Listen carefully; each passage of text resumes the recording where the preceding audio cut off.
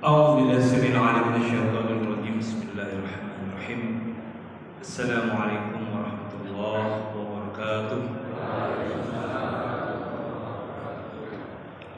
الحمد لله رب العالمين والعاقبة للمتقين ولا عدوان إلا على الظالمين. أشهد أن لا إله إلا الله وحده لا شريك له وأشهد أن محمدا عبده ورسوله لا نبي بعده. اللهم إنا نسألك علما نافعا ورزقا طيبا وعملا متقبلا. أصبحنا على نعمة الإسلام وقيمة الإخلاص وعلى ملة نبينا محمد صلى الله عليه وسلم. أما بعد, yang kami hormati pengurus Masjid Al-Muhajirin, semoga Allah memberikan keistiqomahan dalam perjuangan memakmurkan masjid dan memakmurkan lingkungan masjid. Yang kami hormati para alim ulama, tokoh agama, tokoh masyarakat. Mohon izinnya, sini insyaallah saya sebagai pemain pengganti. Ibarat pemain pengganti, biasanya kalau dulunya Ronaldo kalau jadi pemain pengganti kan ditunggu-tunggu gitu ya. Insyaallah pemain pengganti tidak mengecewakan insyaallah ya. Malah itu justru datang ada kejutan-kejutan di situ kalau ibarat main bola. Ya. Dan juga ibu-ibu majlis taklim ya, yang kami hormati dan muliakan, mudah-mudahan kita selalu diistiqomahkan oleh Allah Subhanahu wa taala untuk selalu berada di jalan ketaatan kepada Allah Subhanahu wa taala. Sebagaimana kita tahu bersama, Rasulullah sallallahu alaihi wasallam telah mengingatkan kita, "Wa majtama'a qaumun fi baitin min buyutillah." Tidaklah suatu kaum berkumpul di rumah Allah, yatluna kitab Allah, mereka membaca ayat-ayat Allah, wa yatadarasuna bainahum, kemudian mempelajarinya, mengkajinya, menganalisanya, mendiskusikannya, illa nazalat alaihim rahmah, maka tidak ada balasan kecuali diturunkan padanya rahmat oleh Allah Subhanahu wa taala. Tentunya rahmat ini kan yang kita tunggu-tunggu, kita nanti-nanti oleh Allah Subhanahu wa taala. Dan oleh karena itu, ketika turunnya rahmat oleh Allah Subhanahu wa taala, kita terus berdoa. Mudah-mudahan ya, dalam momen ini dengan terus mengikuti pengajian seperti ini ya, Allah selalu memberikan kepada kita kesehatan fisik lahir dan batin. Amin ya rabbal alamin. Anak-anaknya yang sedang sekolah, sedang ujian, sedang merantau, dimudahkan segala urusannya oleh Allah Subhanahu wa taala. Dibukakan pintu hikmah, pintu ma'rifah, pintu keilmuan, sehingga dimudahkan oleh Allah Subhanahu wa taala untuk mempelajari ilmu-ilmu yang sedang digalinya. Pada para pedagang, para pebisnis, kita doakan mudah-mudahan Allah lancarkan bisnisnya, penuh barakah dan penuh keberkahan dari Allah Subhanahu wa taala. Yang sedang banyak cicilan, sedang banyak utang, ya, kita doakan mudah-mudahan lancar bayar cicilannya dan segera lunas dan tidak utang lagi. Kemudian belinya terus cash. Amin ya rabbal alamin. Yang sedang mencari jodoh, kita doakan semoga yang rajin ikut pengajian ya, anaknya ya, putranya, putrinya segera mendapatkan jodoh yang terbaik di sisi Allah Subhanahu wa taala. Amin ya rabbal alamin. Illa nazalahu rahmah. Ya, diturunkan oleh Allah Subhanahu wa taala rahmat. Maka di situ kita berdoa sebanyak-banyaknya. Wa hafat alaihimul malaika, kita dikelilingi oleh malaikat. Insyaallah apa yang kita doakan tadi diaminkan oleh malaikat. Wa zaqarallahu fi man indahu, dan kita akan dibangga-banggakan oleh Allah Subhanahu wa taala ya, di hadapan para malaikat nanti di hari kiamat. Nah, ini diantara keutamaan kenapa kita bermajlis ini. Dan alhamdulillah Masjid Al-Muhajirin insyaallah zuhur ada kajian ya Pak ya. Nah, kajian, kemudian asar nggak ada ya. Kemudian juga ada saya dengar kedengaran sih kadang dari rumah gitu kan, betul kita rumahnya di Malabar 2 Pak, tapi jarang ditempati karena sedang merantau di Margodadi Jatiagung. Ya perkenalkan, sekali lagi perkenalkan diri, nama Muslimin ya, kolega dari Bapak Ustadz Syekh Dr. Mahmudin Bunyamin, beliau senior saya. Baru ditelepon, Ustadz ini tolong gantikan anak di Masjid Al-Muhajirin. Siap ya, kalau senior kita sami'na wa ata'na ya. Dan alhamdulillah kebetulan juga sedang nginap di Malabar gitu. Jadi ya ini semuanya pada Allah, kita bisa bersilaturahmi. Mudah-mudahan dengan silaturahmi ini dan dengan bulan ini doa-doa kita dijabah oleh Allah Subhanahu wa taala. Hadirin jemaah rahimakumullah, kita sering membaca Yasin ya Pak ya. Setiap malam Jumat tentunya yang sering kita dawamkan gitu kan. Kemudian juga ibu-ibu juga ya, pasti pengajian ada bacaan surat Yasin. Saya ingin coba nih, di ayat 68 bunyinya apa Pak? Surat Yasin.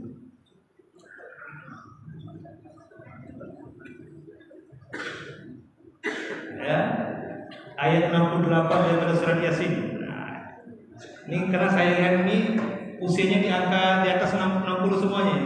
Dan kebetulan ayat 68 bunyinya seperti itu. Waman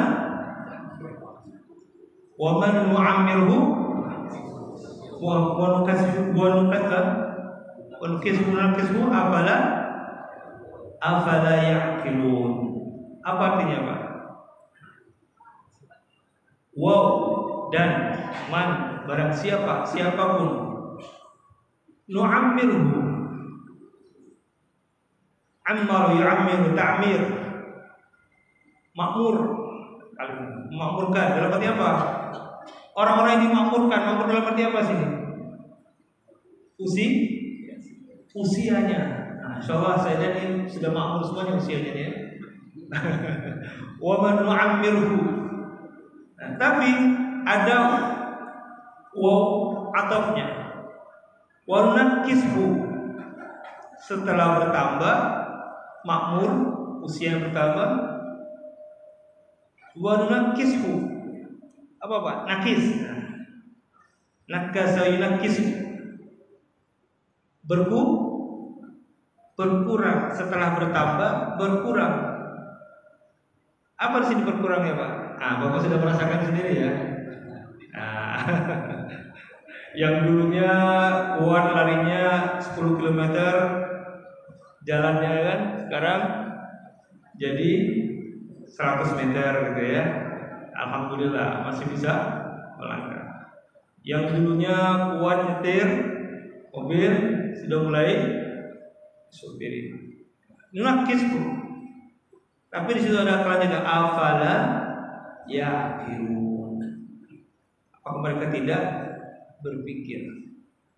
Nah, tentunya kalau kita sampai pada ayat itu, dan kebetulan Allah mengatakan ayat ini berada di ayat ke-68 dari surat Yasin yang kita baca. Jadi Bu, baca Yasin jangan cepat-cepat, buru-buru selesai.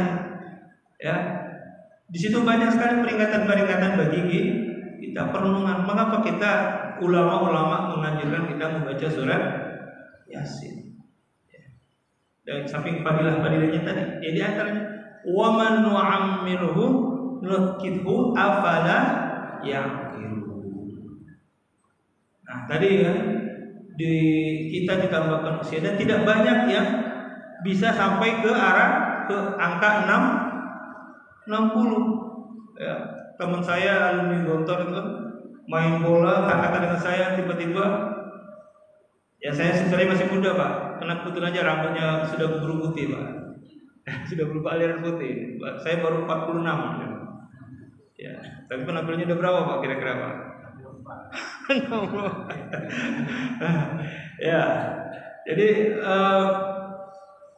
tadi Imam sudah membacakan ya membacakan ayat dari rakaat pertama, ya. Qul innal mautal ladzi tafirruna minhu fa innahu mulaqikum. Kematian, katakanlah ya Muhammad, kematian yang kalian menghindarkannya itu akan menjumpai kalian. Walaupun kita dalam apa tadi? Dalam kotak fi burujin musayyadah, kotak yang tertutup rapat. Ya, kita berusaha hidup sehat, itu harus, ya kan? Tetap prima di usia lansia itu harus. Kenapa? Karena Rasulullah SAW justru tambah produktif di usia lansia. Masuk usia 61 terjadi Fathul Makkah. Maka bapak-bapak yang sudah lansia jangan putus asa. Bukan tidak boleh kita produktif, tetap harus produktif. Justru Islam ya Rasulullah berhasil puncak perjuangan beliau itu Fathul Makkah di usia 60 ke atas. Maka tidak heran kalau presiden kita di atas usianya umur di atas 60.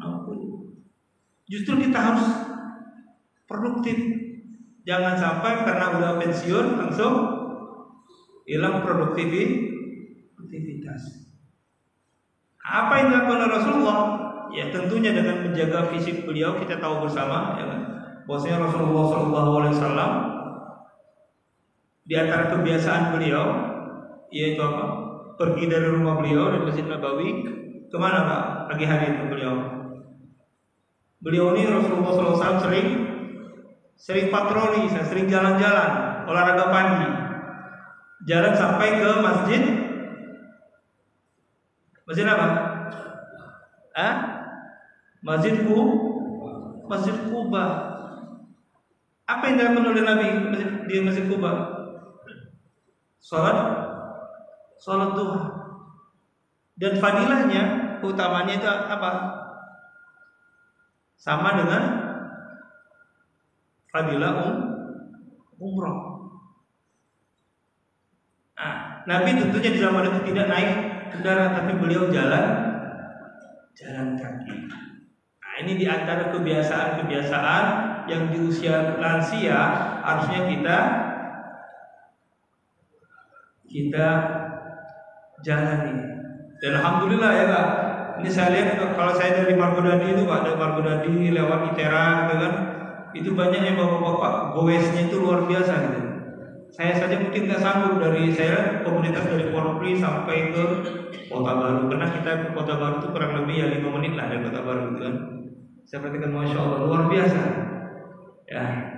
Tapi saya kadang pernah menyampaikan di Masjid Al-Falah dan Porpri itu, coba kalau bapak-bapak ini yang komunitas goes, yang usia lansia goes, kita targetkan biar nilainya berlipat menjadi ibadah, tidak hanya sekedar goes, mampir ke masjid sana kita sholat duha, targetkan sampai ke masjid sana, sampai ke Margodadi, sampai ke Jati Agung kita sholat duha. Tapi kan kadang kita ada argumen, gak enak Ustaz, bau keringat badan, ya kan? Lagi ini bau keringat segala macam. Ada saja argumen-argumen yang atau alasan-alasan yang justru harusnya ketika semakin menjauh kita jalan ya, insya Allah kita targetkan beribadah, maka akan menjadi berlipat, dan tidak hanya dapat kesehatan fisik, tapi juga dapat pahala. Ya mudah-mudahan kemudian ada kesempatan melakukan ibadah umroh juga terbiasa untuk berjalan jauh. Kenapa? Karena haji dan umroh itu membutuhkan fisik. Ya, man istata'a ilaihi sabila itu karena betul-betul membutuhkan gerak fisik.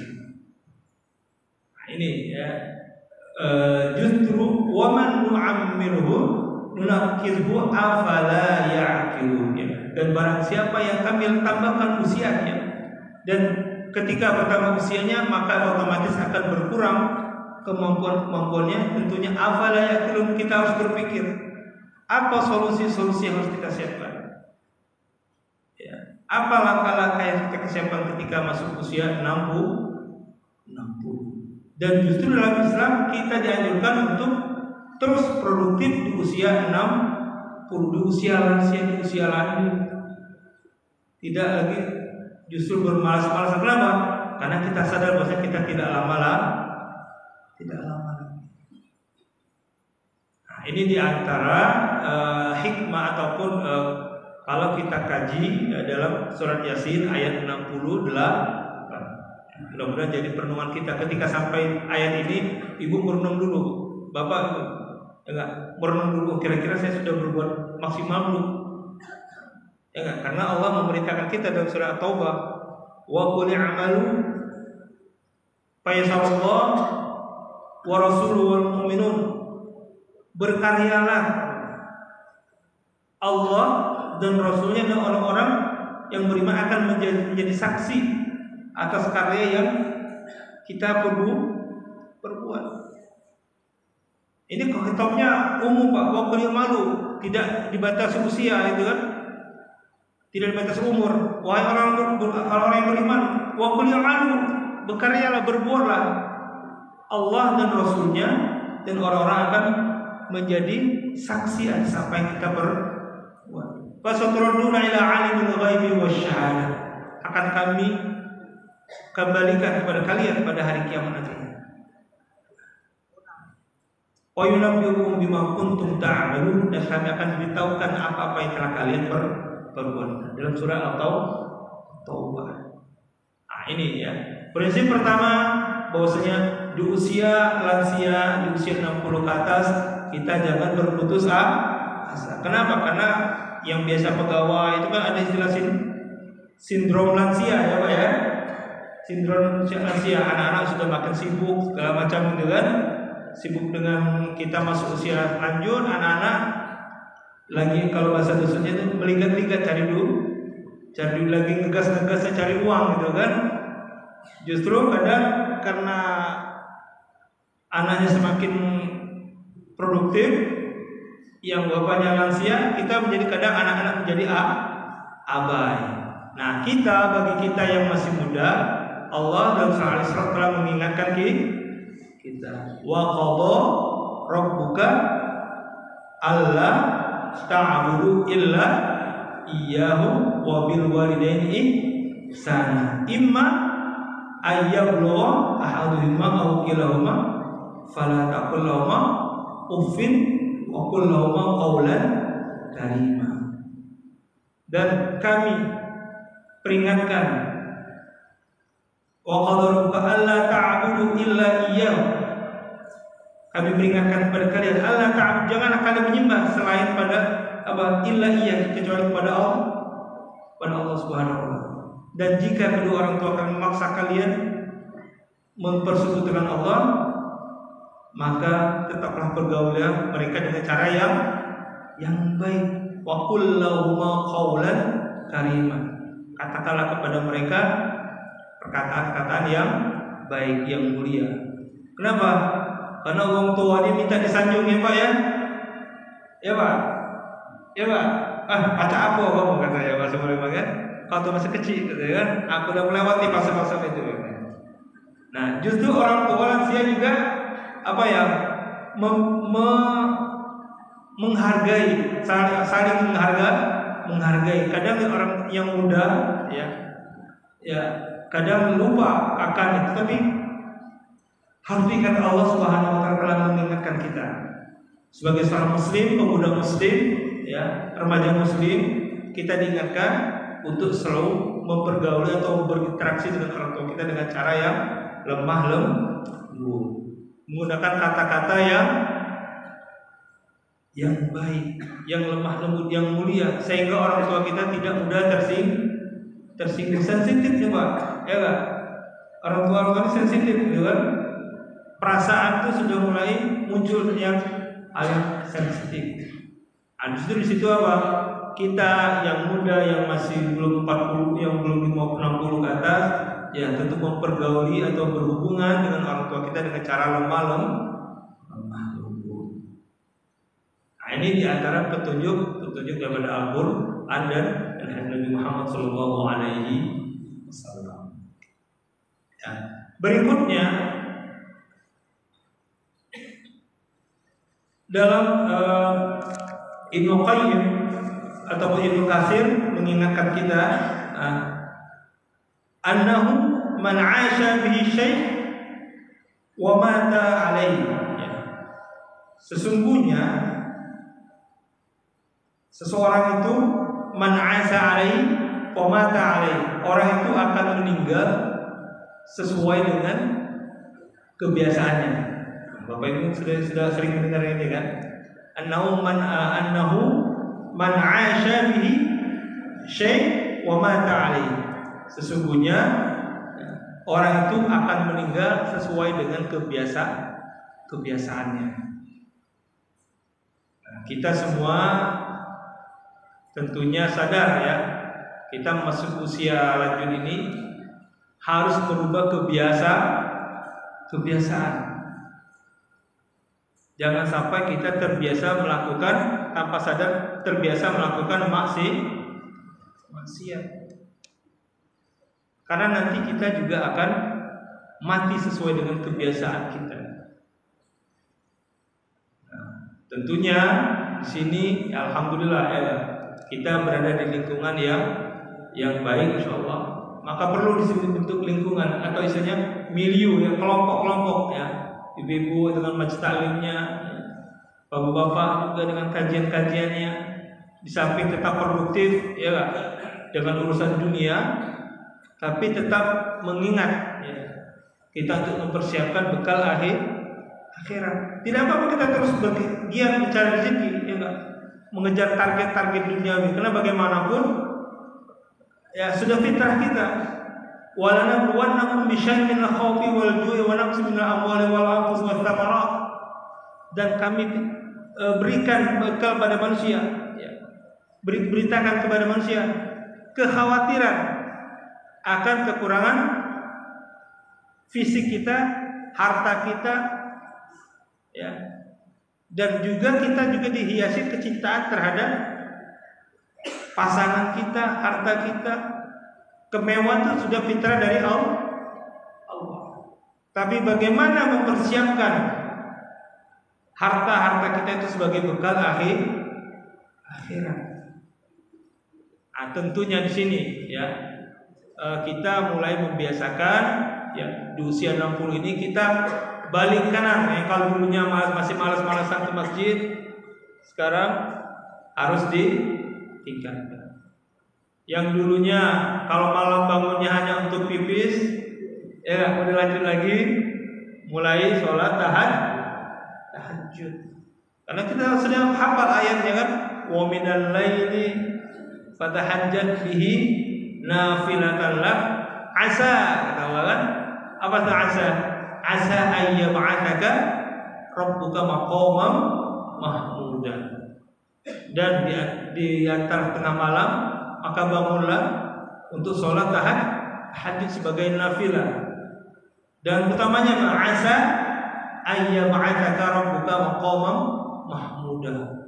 Maka tidak heran banyak usia-usia lansia itu mereka tambah mulia. Kenapa? Karena mereka rajin tahajud, merubah kebiasaan kita dengan tahajud.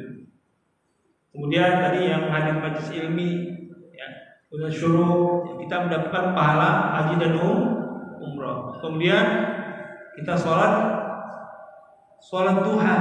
Ya kan tadi kan fisik kita ini kan Pak berkurang, tulang-tulang kita kan makin ini kan ya. Kaki juga kita kalau nggak selonjor tuh bersila udah mulai nggak kuat. Maka harus diberikan asupan rohani. Apa diantaranya? Dengan sholat duha. Ya. Doanya sudah hafal semuanya Pak ya. Kenapa? Karena setiap ruas tulang yang kita lakukan itu membutuhkan asupan di samping nutrisi duniawi ya, makanan-makanan yang halalan thayyiban yang sesuai dengan kebutuhan fisik kita. Nah, ini di antara kebiasaan-kebiasaan kaum usia lansia yang bisa kita berdayakan, kita bisa lakukan, kita isi untuk masuk ke usia lansia. Dan berikutnya yaitu terus berinteraksi dengan Al-Quran. Ya. Alhamdulillah saya perhatikan di setiap masjid-masjid itu sudah banyak kelompok-kelompok lansia yang mereka mengisi waktunya dengan sampai kesibukan aktivitas ini ya tetap itu untuk ada semangat untuk belajar Al-Quran, dan tentunya yang muda-muda jangan sampai kalah. Ya, karena kita sadar ya, bahwasanya di akhirat kita membutuhkan syafaat. Di samping syafaat Rasulullah, kita membutuhkan syafaat dari Al-Quran. Bagaimana kita akan mendapatkan syafaat dari Al-Quran kalau kita jarang membacanya? Ya. Para sahabat Nabi ada yang hafal Al-Quran, tapi juga mereka ada yang tidak hafal, tapi mereka paham maksud ataupun asbab nuzul daripada ayat-ayat Al-Quran. Karena tidak semua sahabat Nabi hafal Al-Quran, tapi ada yang mereka paham betul isi kandungan daripada ayat-ayat Al-Quran. Nah, disitulah kita terus belajar membaca Al-Quran. Ya, kita isi waktu senja kita, waktu matahari menjelang tenggelam kita dengan memperbanyak terus membaca Al-Quran dan hadis Nabi Muhammad SAW. Kenapa? Kalau kita baca di hadis Arba'in, ya enggak? Para sahabat itu Pak pengen meniru 100% ibadah daripada Nabi. Apa yang dilakukan oleh sahabat? Sahabat ada yang mengatakan bahwa Nabi setiap malam sholat tahajud. Wah, ada sahabat yang mengatakan saya akan tiap malam sholat tahajud, meninggalkan istri, meninggalkan rumah, sepanjang malam akan bangun sholat tahajud. Ada juga sahabat mendengar bahwa Nabi sering berpuasa, maka kata sahabat, saya akan terus berpuasa. Saya akan meninggalkan hal-hal yang duniawi. Apa kata Nabi? Ana atqakum. Akulah yang paling bertakwa di antara kalian. Aku juga sholat, aku juga qiyamul lail, tapi aku juga menggauli istri.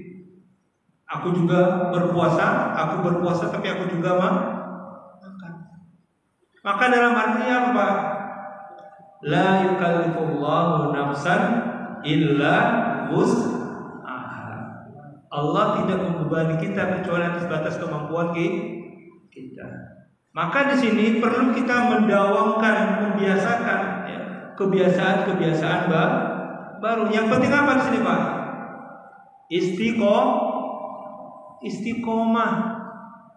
Ya kan? Sedikit-sedikit. Maka hadis Nabi kan khairul amali dawamuha wa in qalla. Nah, silakan catat tuh.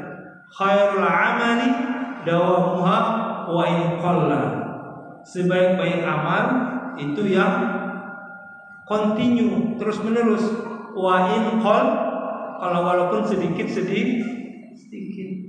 Sehari dapat 1 ayat, kita renungi, kita dalami, ya enggak, kita belajar sambil membacanya, sambil belajar nulis, ya enggak. Nanti kan suatu saat dia cucunya, wah, nenek hebat nih, ya kan, menjadi motivasi bagi cucunya. Nanti kan lihat atau cicitnya nanti di suatu saat, wah, nenek bagus tulisan ini. Kenapa? Ya, kita tadrijiyah, ya, sedikit demi sedikit, bertahap. Kenapa? Ya, karena sifat kita kan pengen instan gitu kan. Pas bulan Ramadan dia memang kita diajak untuk baca Al-Quran. Tapi setelah bulan Ramadan kita menyimpan Al-Quran. Coba lihat Al-Quran di ini. Sudah berapa lama enggak bergerak di posisinya, Pak? Ayo, apa harus masih? Sudah berapa kali bergeser posisinya itu? Sudah berapa kali dirapikan Al-Quran, ya kan? Jadi Pak, sekadar menjadi pajangan. Maka tentunya di sini kita perlu memohon kepada Allah Subhanahu wa taala ya agar kita istiqomah walaupun sedikit baca Al-Qur'an, senyum ya enggak? Ya, sedekah kita tahu bosnya tabassumika ilahika shadaqah. Ini semakin lanjut usia makin malas senyum dengan anaknya nanti kan. Ya, kenapa? Kadang muncul ego kita ya Pak ya sebagai lansia. Tapi juga yang muda juga harus tadi menghormati, memuliakan yang tua. Nah, jadi apa? Jadi kebiasaan baru ya. Olahraga fisik tentunya menyesuaikan ya. Tentu kita tidak boleh memaksakan diri dengan hal yang akan membahayakan diri kita. Kenapa? Pada prinsipnya dari Islam la dororo wala diroro. Dalam Islam tidak ada membahayakan dan yang dibahayakan. Nah, maka di sana ada waja'alna ummatan wasata, dan kami jadikan kalian umat yang moderat. Yang pasti di sinilah kita dituntut untuk istiqomah.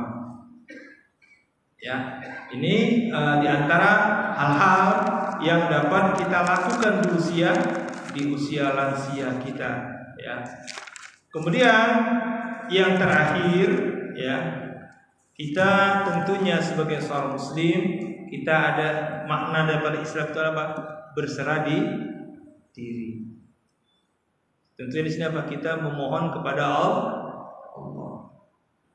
Di samping kita tadi terus berupaya membuat kebiasaan baru ya yang menuju pada ketaatan kepada Allah Subhanahu wa taala. Tentunya di sini kita memohon kepada Allah. Agar apa? Agar hati kita ini istiqomah, ya enggak? Karena kita tahu bahwasanya musuh utama kita ini sudah taken kontrak. Siapa musuh utama kita, Pak? Ya? Setan, ya enggak? Iblis dan setan dan teman-temannya, anak cucunya. Mereka sudah taken kontrak. Mereka dipanjangkan umurnya. Kemudian mereka dibolehkan untuk dipersilakan oleh Allah untuk menggoda manusia. Sudah taken kontrak nih Pak. Ya. Apa kata Allah? Silakan digoda. Kamu tidak akan menggodanya. Kamu silakan bisa menggodanya kecuali orang-orang yang ikhlas. Nah, sini ikhlas itu berarti menata hati kita untuk betul-betul apa? Betul-betul lillah. Maka di sini perlu kekuatan doa. Di antara doa yang sering kita baca yaitu apa? Dalam Al-Qur'an dalam surat Al-Imran ayat 8. Apa bunyinya? Rabbana la tuzigh qulubana ba'da id hadaitana wa hab lana min ladunka rahmah innaka antal wahhab. Di antara nama Allah itu adalah Wahhab. Apa artinya Pak? Rabbana la tuzigh qulubana ba'da id hadaitana.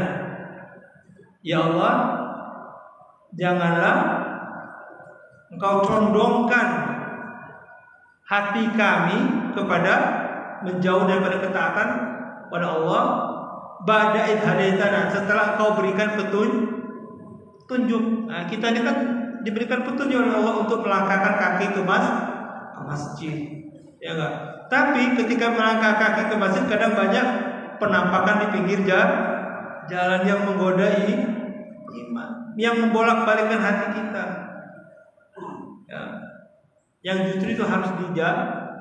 Ba'da id hadaitana wa hab lana min ladunka rahmah, dan bimbinglah kami, ya, berilah petunjuk kepada kami, wa hab lana min ladunka rahmah, dengan penuh rahmat dari Allah Subhanahu wa taala. Innaka antal wahhab, Engkau sesungguhnya yang maha memberi petunjuk. Maka di antara wirid Asmaul Husna yang harus kita baca dawamkan itu apa? Ya Wahhab, ya Wahhab. Ya, itu di antara asmaul husna. Walillahi asmaul husna fad'u lahu.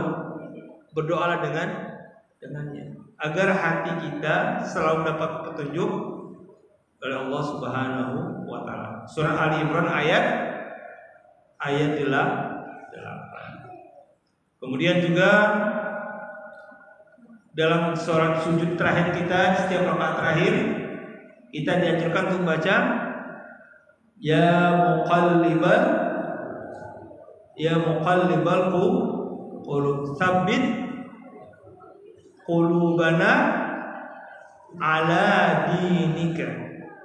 Wahai yang membolak-balikan hati, sabbitu